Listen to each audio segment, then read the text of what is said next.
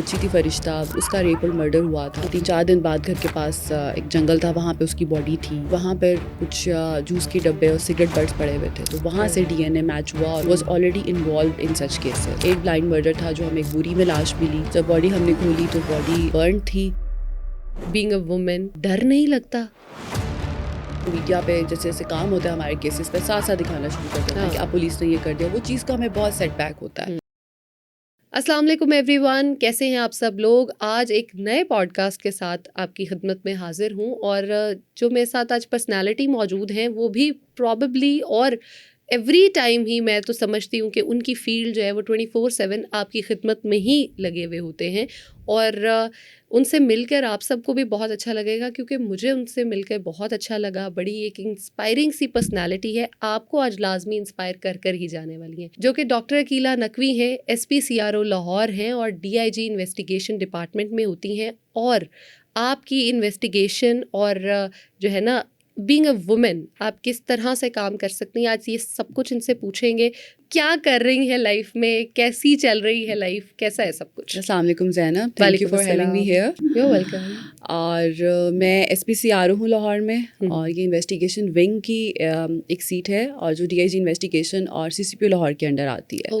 Basically it's crime record office. जो भी digitalisation हुई है लाहौर में और पंजाब पुलिस में, अब सब चीज़ें मैनुअल से कंप्यूटर पर शिफ्ट हो रही हैं। तो ये जो ऑफिस है, this is for maintenance of all the digital record, whatever cases are being registered, वो यहाँ पे सब सेव्ड हैं।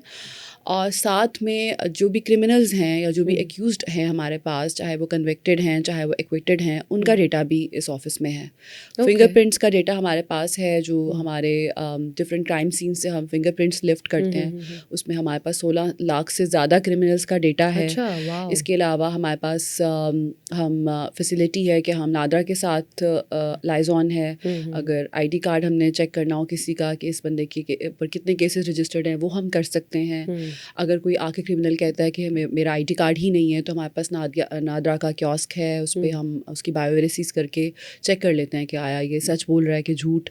वो नादरा का सिस्टम है कि फिंगरप्रिंट से आइडिया हो जाता है, अगर उसका कोई ID कार्ड हो तो वो पता चल जाता है। That's amazing, I guess कि ये आपने एक बड़ा ही एक अच्छा स्टेप है, आई गेस बहुत ज़्यादा इसमें हेल्प आउट भी होगी केसेस में भी आप लोगों को, और इन्वेस्टिगेशन में भी ऑफ कोर्स आसानी होती होगी। जी बिल्कुल, क्योंकि ये वाहिद यूनिट है लाहौर पूरे में जिसमें सारा डेटा प्रिजर्व्ड है। फिर लाहौर में जिस भी केस में कोई भी टेक्निकल फैसिलिटी चाहिए हो, जैसे किसी में कोई कॉल्स की डिटेल रिक्वायर्ड हो, लोकेशंस रिक्वायर्ड हो, लोकेटर्स हमारे पास हैं मेरे अंडर, जिसमें जो हमें एग्जैक्ट पिन पॉइंट करके ले जाते हैं जहाँ पर क्रिमिनल की पोजीशन है।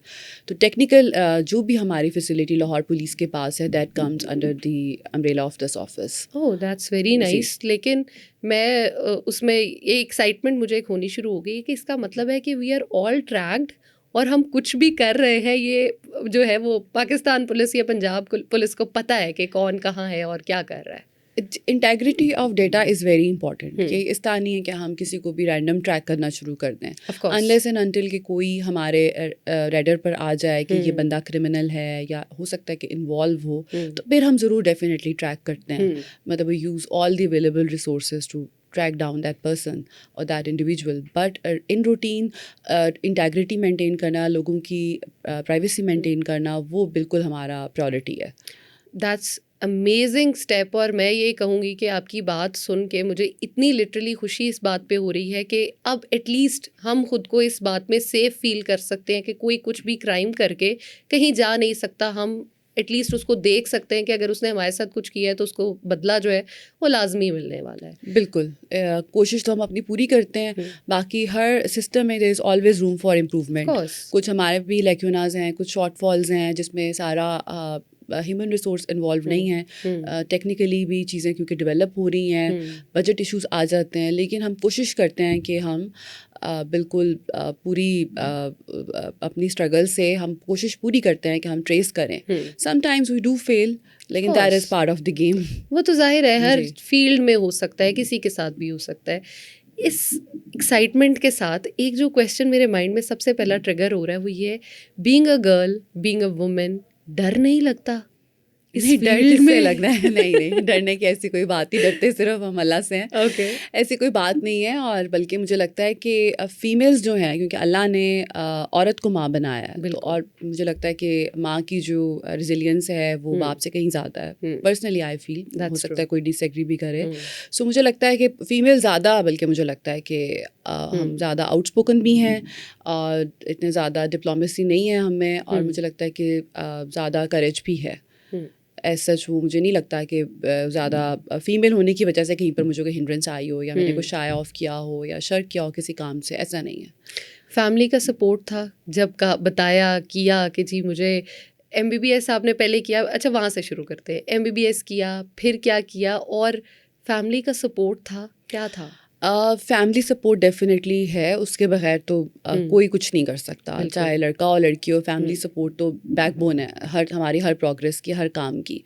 पहले मैंने एमबीबीएस किया, मैं डॉक्टर हूँ, मैंने इधर इलामा इकबाल मेडिकल कॉलेज है लाहौर में, वहाँ से एमबीबीएस किया।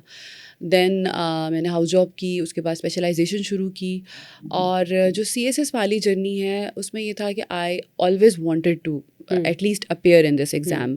सो everybody used to say it's very competitive और बड़ा मुश्किल है और नहीं होगा, और ऐसा है भी सही, क्योंकि डॉक्टर्स जो चीज़ें पढ़ते हैं, जो सब्जेक्ट्स पढ़ते हैं, उनसे it is entirely different. So it's total paradigm shift जब आप तैयारी शुरू करते हो इस एग्ज़ाम की। लेकिन मुझे दिल मेरा करता था कि एटलीस्ट मैं अपीयर ज़रूर हूँ, आगे जैसे अल्लाह की मर्ज़ी। सो फिर मैंने तैयारी की ड्यूरिंग माई FCPS रेजिडेंसी, और साथ साथ मैं करती गई थोड़ा कर कर, और फिर एग्ज़ाम दिया तो फिर अल्लाह का करम हो गया। अच्छा, एफसीपीएस भी कर लिया और सीएसएस भी कर लिया? FCPS फिर ये हुआ कि जब मैंने CSS का एग्ज़ाम दे दिया, सो उसके बाद थोड़ा गैप होता है, तकरीबन 8 से 9 महीने लगते हैं रिटन एग्ज़ाम का रिज़ल्ट आने में, और उसके बाद then there psychological, there is physical, and then there are interviews. तो एक लंबा, इट्स लॉन्ग वे। सो उसके साथ साथ मैं अपनी ट्रेनिंग फिर करती रही। So I did not leave my training in रास्ते में ही नहीं छोड़ी मैंने, तो ट्रेनिंग करती रही। फिर जब मेरा इवन एलोकेशन भी होगी पुलिस में, तो उस वक्त मेरी ट्रेनिंग के 2-3 महीने रहते थे। तो ट्रेनिंग मैंने कंप्लीट कर ली अपनी, और by the time I started my civil services academy, I was done with my training. Oh wow! तो कभी ये ख्याल नहीं आया कि वो जॉब ज़्यादा अच्छी थी, वही करती रहती, या उस मतलब तो एक माइंड होता है ना, रात को अक्सर लेटे हुए, या बंदा ड्यूटी शिफ्ट्स कर रहा हो, ज़्यादा मेहनत कर रहा हो, तो लगता है यार शायद वो ज़्यादा बेहतर थी, वही कर लेती। इसमें ऐसा है ज़रूर कि मैं थोड़ा सा दिल मेरा ना शुरू से ही 2 करियर्स के बीच में ऐसे उलझा हुआ था। मुझे मेडिसिन भी बहुत पसंद है, मुझे लगता है आप डॉक्टर बनकर आप इतनी दुआएं समेटते हैं, आप प्रोफेशनली भी आप काम तो कर रहे हैं, पैसे भी कमा रहे हैं, लेकिन जितनी दुआ आपको उस प्रोफेशन में है वो मुझे नहीं लगता कहीं और है। पुलिस में ज़्यादा गालियाँ ही हैं लेकिन मेरा दिल दोनों प्रोफेशंस में जैसे बीच में से फंसा रहता है। लेकिन ये है कि आई एम वेरी हैप्पी, क्योंकि अल्लाह ताला मुझे लगता है जो रास्ता आपके लिए सिलेक्ट करते हैं इवेंचुअली वही होता है। सो मैं बहुत खुश हूँ इसमें। लेकिन अगर मैं कहूँ कि मेडिसिन को मिस करती हूँ कि नहीं, तो वो भी बहुत अच्छा था। करियर में उसमें भी कोई इशू नहीं है, बहुत अच्छी उसकी फील्ड प्रोग्रेशन भी है, लेकिन बस वो एक मेरा थोड़ी सी इंक्लिनेशन थी टुवर्ड्स पुलिस। क्योंकि ऑफकोर्स लड़कियों के लिए ज़रा समझा जाता है कि बीइंग अ डॉक्टर या कोई भी ऐसी मेडिसिन वाली फील्ड जो है वो ज़रा सिक्योर्ड है, और जो ये पुलिस वाली है that is of course entirely different. तो उसमें जाहिर है एक क्लैश तो आता है ना फिर। हाँ, ये एक थोड़ी सी हमारी वो एक जो स्टीरियोटिपिकल अप्रोच है सोसाइटी की, जो उसमें women are mostly they are bound to be either teachers और नर्सेस या डॉक्टर्स, मतलब ये बड़े फिक्स हमने किए हैं प्रोफेशंस। लेकिन अब आप देखें, अब चीज़ें चेंज हो रही हैं। अब लड़कियाँ फ़ौज में भी जा रही हैं, पुलिस में अब बहुत लड़कियाँ हैं। ना सिर्फ ये कि ऑफिसर लेवल पर, बल्कि हमारे जो सबऑर्डिनेट्स हैं उसमें भी बहुत सारी लड़कियाँ आ रही हैं। दूर दूर के गाँव से वहाँ रिक्रूटमेंट हुई भी है लड़कियों की, तो देख के बड़ा अच्छा लगता है कि उनको वहाँ बैठकर भी इतनी अवेयरनेस है कि हमने, और उनके पेरेंट्स को इतनी अवेयरनेस है कि हमने अपनी बेटी को इस प्रोफेशन में भेजना है। तो अब वो पहली वाली बातें और वो झिझक और हेजिटेशन वो अब रही नहीं उस तरह। तो आपको क्या लगता है कि वुमेन एम्पावरमेंट कितनी इम्पोर्टेंट है? वुमेन एम्पावरमेंट बहुत इंपॉर्टेंट है, क्योंकि when you empower a women, I think you empower the whole entire family, family, the entire yeah. family, because women they raise children, और अगर वो empowered होंगी तो ज़ाहिरी बात है वो एक confidence inculcate करेंगी बच्चों में जो वैसे नहीं आ सकता। अगर एक बिल्कुल। औरत बहुत शाय, बहुत डरी हुई, सहमी भी होगी तो ऑफ कोर्स उसके बच्चे भी वैसे ही होंगे। सो हमें एज अ सोसाइटी ज़रूरत है कि हमारे पास लोग पढ़े लिखे अब हों, एनलाइटेंड हों, जो कामों से भागने वाले ना हों। सो आई थिंक औरतों को एम्पावर करना सबसे बेहतरीन काम है। और चाहे वो गांव की औरत हो, उसमें एम्पावरमेंट में खाली ये नहीं आता कि आप किसी को मतलब पुलिस में ही भर्ती करें। इवन डॉक्टर, नर्सेज, गांव की जो औरतें हैं जो अपने हाथों से अपनी दस्तकारी फील्ड में जो करती हैं, कुछ जो yeah, कहीं पर भी है, exactly. आप किसी को भी एम्पावर, आप एक औरत को एम्पावर कर कर अब मुझे लगता है you can empower the whole village, the whole town gradually, क्योंकि वहीं से बच्चों ने सीखना है। और सोसाइटी का जो इम्प्रेशन, जो एक सॉफ्ट इमेज आता है इवन इंटरनेशनली, सो वो चीज़ें आदमियों को एम्पावर करने से उस तरह नहीं आती। दैट इज़ राइट, क्योंकि आदमी ने बाहर चले जाना है, उसने अपना काम करके वापस आना है, तो बच्चों पे वो एक टाइम स्पेंड करना वो चीज़ वैसे नहीं होती जैसे एक माँ कर रही होती है। बिल्कुल। तो ऑफ कोर्स आपने बड़ी एक अच्छी बात उसमें वो की कि औरत को करेंगे तो पूरी नेशन को हम एम्पावर कर देंगे। आपकी लाइफ का सबसे मज़े का कोई किस्सा और सबसे डेंजरस कोई किस्सा जो आप शेयर करना चाहें? मज़े का तो एज सच, क्योंकि काम इस तरह का है कि उसमें उतना फ़न है नहीं। उतना फ़न है नहीं, लेकिन ये है कि थोड़ा सा हम लाइट उसमें मूड में खुद ही उसको थोड़ा सा वो कर लेते हैं। तो काम में कुछ इस तरह से है नहीं कि फ़न हो, मतलब इधर we deal with law and order duties और सिक्योरिटी सिचुएशंस, और कोई जुडिशरी के इश्यूज चलते रहते हैं या क्रिमिनल्स के साथ हम मिल रहे हैं। काम में एज सच कोई इतना वो नहीं है। Dangerous I think as such कोई भी टाइम जिसमें हम किसी ऐसे क्राइम सीन पर जाते हैं जो जहाँ पे जैसे कत्ल हुआ हो या कोई डकैती हुई हो, ज़ख्मी लोगों को देखना या कत्ल हुए हुए लोगों को देखना, तो ऐसे डेंजरस नहीं होता, लेकिन इट एग्रीव्स अस, मतलब it affects us as well as human beings. तो बहुत सारे ऐसे इंसिडेंट्स हैं जो टच करते हैं आपको अंदर से कि क्या हो रहा है, और वो तो बहुत सारे हैं। जैसे इवन बच्ची का जो, किसी भी बच्ची का या बच्चे का जो सेक्सुअल असॉल्ट है, चाहे वो अटेम्प्ट है या चाहे एक्चुअल असॉल्ट है, तो वो चीज़ें बिल्कुल भी उन पे ज़ीरो टॉलरेंस भी है हमारी। और वो हमेशा, चाहे वो दिन में कोई 100 वाक़या भी हो जाए, हर इंसिडेंट उतना ही ज़्यादा हमें, या एटलीस्ट मुझे तो उतना ही दुखी करता है जितना एक करता है। तो इस तरह की जो चीज़ें हैं, जैसे बच्चों का रेप है, या आप कोई कत्ल कह लें, या कुछ रॉबरीज़ बहुत ज़्यादा जिसमें लोगों को नुकसान पहुँचता है, तो वो सिर्फ ऐसा नहीं है कि लोगों को ये लगे कि हमारा माल गया है या हमें चोट लगी है, वो हमें भी फील होती है। तो because at the end of the day we are all humans, और आई थिंक ह्यूमैनिटी और सैनिटी प्रिजर्व रखनी चाहिए अपनी, चाहे आप किसी भी प्रोफेशन में हो। बिल्कुल। तो बहुत सारी ऐसी हार्ट टचिंग तो बहुत सारी स्टोरीज हैं, और कुछ हर अगर दिन एक शेयर नई करना स्टोरी चाहें है। तो जैसे इस्लामाबाद में जब मैं थी तो वहाँ पे एक बच्ची थी फरिश्ता, वो she was 13 years old from a nomadic family. So Pathan थे वो लोग, उसका रेप और मर्डर हुआ था। So that was very tragic, क्योंकि वो बच्ची अपने घर से मिसिंग थी, और उस वक़्त 3-4 दिन बाद घर के पास एक जंगल था, वहाँ पे उसकी बॉडी थी, और फिर उसकी वहाँ पर कुछ जूस के डब्बे और सिगरेट बट्स पड़े हुए थे, तो वहाँ से DNA मैच हुआ। और जैसे मैंने आपको बताया कि मेरा क्राइम रिकॉर्ड ऑफिस है, ये बहुत साल पहले की मैं आपको बात बता रही हूँ, लेकिन उस वक्त भी डेटा बैंक था। तो उस वक्त उसके जो सिगरेट बट्स थे और जो सिगरेट और वो जो जूस के डिब्बे थे, तो उसका जो DNA था वो मैच किया था एक बंदे के साथ, was already involved in such cases, और वो उसी लोकेलिटी में रहता था, और वो कोई काफ़ी उसका रिलीजियसली भी वो साउंड था। तो किसी का शक, हमने मतलब पूरी वहाँ के इंटेरोगेशन की, उस एरिया को कॉर्डन ऑफ किया, एक बंदा वहाँ पे इंटेरोगेट किया, लेकिन उसको भी इंटेरोगेट किया गया, मतलब he was part of the interrogation and investigation, लेकिन ना उसकी फैमिली का उस तरह से उस पर स्ट्राइकिंग शक गया, लेकिन वही बंदा हमें DNA बैंक से पता लगा कि ये वाला है। सो इस तरह के केसेस, वो रिलीजियसली बहुत साउंड था, उसकी अपने बच्चे नहीं थे उसके, तो वो चीज़ें फिर आपका बहुत एक हार्ट टचिंग था। कैसे हमने उसको ट्रेस किया बच्ची की, हमने उसमें उस केस में उसकी नोटबुक्स तक देखी, उसके दोस्तों से मिले, बहुत दिन के हमें था कि किसी जानने वाले ने किया है, लेकिन उस केस में जानने वाला नहीं था, he was just next door neighbour. लेकिन और जो उसकी अपीयरेंस थी और जो एज थी, उसमें किसी का डाउट ज़्यादा उस तरफ गया नहीं। तो वो एक केस था जो बहुत अच्छा ट्रेस किया। लाहौर में जैसे अभी जब मैं SP इन्वेस्टिगेशन इकबाल टाउन थी इससे पहले, तो एक ब्लाइंड मर्डर, बहुत सारे हुए, एक ब्लाइंड मर्डर था जो हमें एक बोरी में लाश मिली मिलत पार्क के एरिया से। उसको जब हमने सारा कैमरास के थ्रू ट्रैक डाउन किया तो एक रिक्शा आता है जो कि किसी और एरिया से आया और वो बॉडी वहाँ उस एरिया में मिलत पार्क में फेंक के वो चला गया। जब बॉडी हमने खोली तो बॉडी बर्न थी। हमें उसके फिंगरप्रिंट्स एज सच नहीं मिल सके, लेकिन हमें थोड़ा सा उसमें से एक लीड मिली और उसके थ्रू हम करते करते पहुँचे तो पता चला उसकी बीवी ने और 2-3 और लोगों ने मिलकर मारा, लेकिन मर्डर उन्होंने किसी और जगह पर किया और बॉडी को फेंका कहीं और कैमरास की मदद से वो हमने किया। तो बहुत सारे ऐसे केसेस हैं जो हमने अच्छा, लोग कितनी प्लानिंग करते हैं।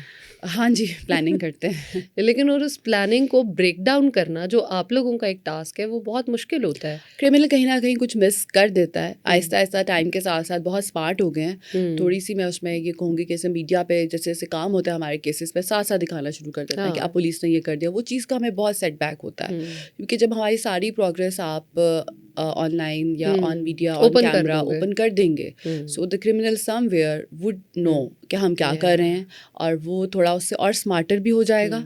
और जिस पर्टिकुलर केस के बारे में न्यूज़ ब्रेक होती है वो तो फिर अक्सर हाथ से निकल जाता है। सो ये एक चीज़ ज़रूर है जो मैं आपके पॉडकास्ट पे कहना भी चाहूँगी कि मीडिया अगर थोड़ा सा इस चीज़ को एटलीस्ट जब तक एक केस ऑफिशियली डिस्क्लोज नहीं हो जाता या ऑफिशियली हम उसके टारगेट अचीव नहीं कर लेते तो तब तक थोड़ी सी उसमें सिक्रेसी और प्राइवेसी मेंटेन होनी चाहिए, क्योंकि टाइम के साथ साथ जैसे आप कह रही हैं कि लोग भी ज़्यादा सोचना शुरू हो गए हैं। लोगों को अब भी बहुत सेंस आ गया कि हम क्या करेंगे तो हम नहीं पकड़े जाएंगे। सो हमारे लिए ज़्यादा मुश्किल होता जा रहा है। बिल्कुल आई वुड से कि ये एक तो जब ऐसा कोई केस होता है तो उसकी तो फैमिली जो है वो आप लोगों पे बहुत ज़्यादा कर रही होती होगी कि लाइक चीखो पुकार और डिपेंडेंसी और लड़ाई झगड़ा, तो ये बहुत ज़्यादा दिस इज़ वेरी कॉमन। लोगों को लड़ भी रहे होते हैं हमसे और कुछ इन्फॉर्मेशन भी शेयर नहीं कर रहे होते और ये बहुत है इसमें। I think we always give edge to the family because we consider them aggrieved और हमें पता है कि ग्रीफ में बंदा थोड़ा इस तरह से हो जाता है। सो तो थोड़ा सा हम उनको एज देते हैं, इसमें हम उनको ज़रूर कुशन देते हैं और हम ज़रूर फैमिली को टाइम भी देते हैं कि थोड़ा सा वो बाहर आ जाए उस चीज़ से। तो हमने फिर जो भी इंफॉर्मेशन लेनी होती है unless and until it is some striking emergency, so we do give time to the family कि वो थोड़ा सा उससे बाहर आ जाएं और फिर हम बात करते हैं। लेकिन जारी बात है बहुत ज़्यादा खुशी में और बहुत ज़्यादा गम में लोग आउट हो जाते हैं। That's right. So that is how it is. तो ये बड़ा मुश्किल एक फ़ेज़ से आप लोग जब गुजरते हैं तो ऑफ कोर्स आपकी मेंटल हेल्थ उससे बहुत ज़्यादा इफेक्ट हो रही होती है। तो कोई स्पेसिफिक कुछ करती हैं अपने आप को काम डाउन रखने के लिए? क्योंकि I feel like your personality is, जो मैंने नोटिस किया है, आप बड़ी खुश इखलाक और बड़ी ना चुलबुली सी वो हैं, लेकिन your duty is quite opposite. तो उसको कैसे बैलेंस करती नहीं, हैं? मैं इतनी चुलबुली नहीं हूँ। नहीं, इन द अगर आप आज से कोई 8-10 साल पहले या 15 साल पहले अपने आप को याद करें तो आप हाँ, ऑफ कोर्स राइट। उससे बहुत चेंज हो गया। हाँ। मुझे लगता है कि अब सही आप कह रही हैं, बहुत फ़र्क आता है। शायद एज के साथ भी हम मैच्योर करते हैं और जो हम देखते हैं सारा दिन तो कुछ अच्छा तो नहीं देखते। मेरा नहीं ख्याल कि हम कुछ हैप्पी पुलिस को कोई गुड न्यूज़ नहीं देने जाता। Good news for us. या कोई क्राइम है या कोई सिक्योरिटी ड्यूटी है या कुछ मतलब कुछ हो रहा है और हमने उस पर जाना है, ड्यूटी करनी है या कुछ ट्रेस करना है, यही 2 काम है। सो गुड न्यूज़ तो कोई भी नहीं हमारे लिए, लेकिन वो आप वाली बात ठीक है कि थोड़ा सा अपने आप को भी आपने करना होता है, रिलैक्स भी और मेंटली अनवाइंड करना बहुत इंपॉर्टेंट है। क्योंकि अगर आप अनवाइंड नहीं करेंगे तो फिर आप एक, मुझे लगता है, डिप्रेशन में चले जाते हैं। सो मेरे लिए अनवाइंड करने का बेस्ट तरीका is to spend quality time with my family. So I have a son, I love to spend time with him and then with my parents, with my husband, with my family, with my friends. So मेरे लिए वो एक best tonic है कि मैं उससे अच्छा भी फील करती हूँ और मुझे लगता है कि मैं थोड़ा सा ऑफिस और उन चीज़ों से बाहर आ जाती हूँ मेंटली। कभी अपने इर्द गिर्द किसी कलीग के साथ ये देखा कि वो वाकई इस डिप्रेशन में गया हो या कुछ उल्टा सीधा अपने साथ किया हो? जी, डॉक्टर ज़ैनब, बहुत सारे केसेस हैं हमारे डिपार्टमेंट के भी जिनमें सुसाइडल अटेम्प्ट्स भी हैं और सुसाइड्स हुई भी हैं। और उसमें आई थिंक ऑफिशियल इश्यूज़ तो हैं, प्रोफेशनली भी लोगों को कुछ आ जाते हैं इश्यूज़ एंड देन अगर फैमिली सपोर्ट ना हो और तो वो एग्रावेट हो जाता है। और पहले से अगर आपका कोई मेंटल हेल्थ इशू चल रहा है विच इज़ लेफ्ट अनरिजॉल्व्ड और untreated, so obviously it always leads to a disaster. So बहुत सारे ऐसे देखें, और आजकल आप देखें कि सिर्फ पुलिस में नहीं, जनरली भी सोसाइटी का भी ट्रेंड बहुत बढ़ गया है सुसाइड्स पे। और तो वो मुझे लगता है ऐसा ही है कि आप जो वर्क लाइफ बैलेंस नहीं कर पाते, और स्ट्रेसेस आपको काम पे भी होते हैं, घर में भी होते हैं, और you take a lot on your mind and on your shoulders. तो जब आपकी प्लेट पूरी भरी भी होती है तो फिर उसमें आप कैसे वो करेंगे?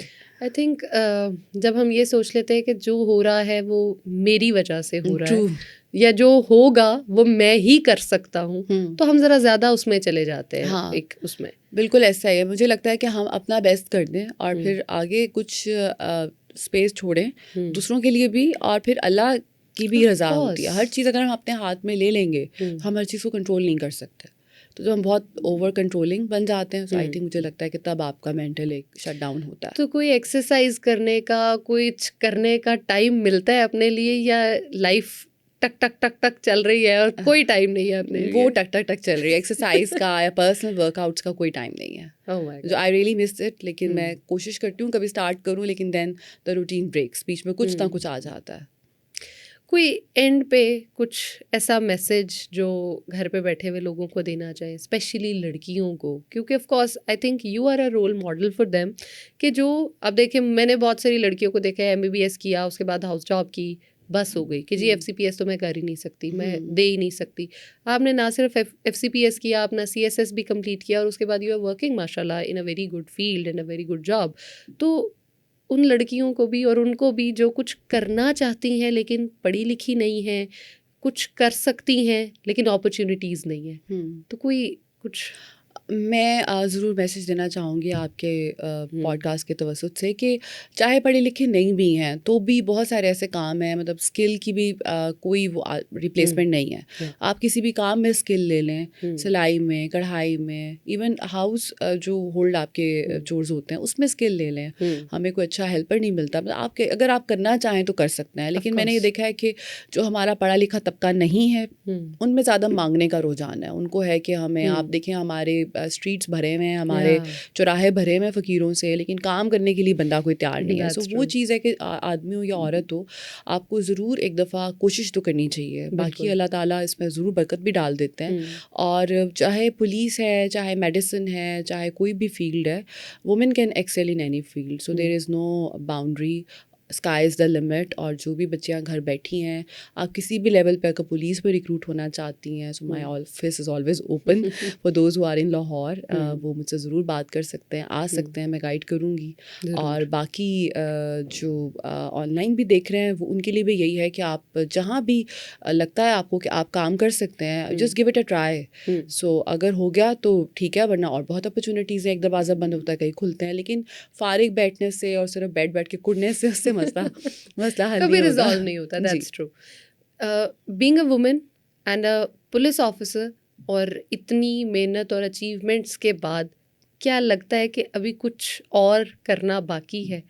करना तो बहुत कुछ अभी बाकी है, क्योंकि अभी करियर में भी बहुत कुछ करना। हाँ बिल्कुल, इट्स जस्ट अ स्टार्ट। और इंशाल्लाह करियर में भी मेरा है दिल के जहाँ भी मुझे अपॉर्चुनिटी मिले मैं मैक्सिमम कम्युनिटी सर्विस दूँ और लोगों से इंटरेक्ट करूँ। मुझे अच्छा लगता है लोगों से इंटरेक्ट करना। मैं बिल्कुल बॉक्स में बंद होके नहीं काम करना चाहती। मैं चाहती हूँ मैं लोगों से इंटरेक्ट करूँ, मुझे उनके इश्यूज़ पता हो, हमसे उनको क्या इश्यूज़ आ रहे हैं वो नहीं पता, और हमें क्या इश्यूज़ आ रहे हैं उनको वो भी पता होने चाहिए। Exactly, it goes both ways. और ज़रूर इंशाल्लाह। Thank you so much for coming, बहुत मज़ा आया मुझे, एंड आई होप आप लोगों ने भी इसको एंजॉय किया होगा। और एक बड़ा ही मोटिवेटिंग सा मेरे लिए तो सीन था। मैं सोच रही हूँ कुछ एक दो काम और अपने लिए ढूंढूं और वो करने शुरू करूँ कि कितना मोटिवेट आप हो जाते हो। Thank you so much everyone for watching, and अपने रिव्यूज़ और कमेंट्स जो हैं वो लाजमी तौर पर दीजिएगा, और अपने जो फीडबैक है वो लाजमी दिया करें, अच्छा लगता है उसको पढ़ के। Thank you.